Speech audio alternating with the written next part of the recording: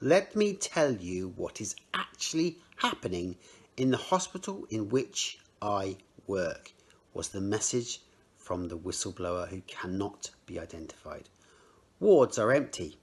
Seasonal flu deaths are not being counted. Bacterial pneumonia is on the rise as a result of mask wearing. The average age of people dying with COVID, 84. On the day the latest and most extreme UK lockdown was announced, in our emergency department, the major incident and resus bays were at certain times completely empty. There is no panic here, no chaos, yet to try to prove a different narrative, a national newspaper found and printed a picture of our hospital from stock. It gets worse. Hundreds of my colleagues have dutifully presented themselves for vaccination. Following their first dose of the Pfizer vaccine, we have members of staff hospitalised, many suffering reactions preventing them from working.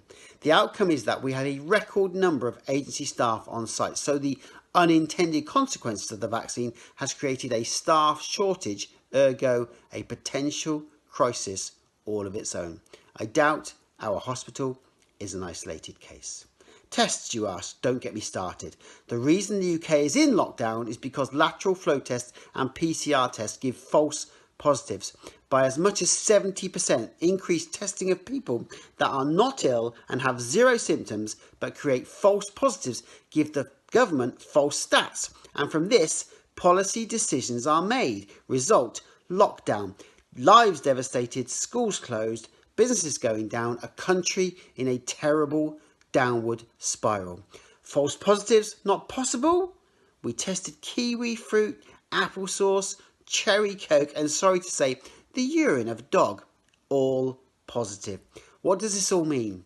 Make your own mind up. But my question to you would be, are you now in a rush to put your mask back on, get a test, queue for a vaccine, or buy a national newspaper?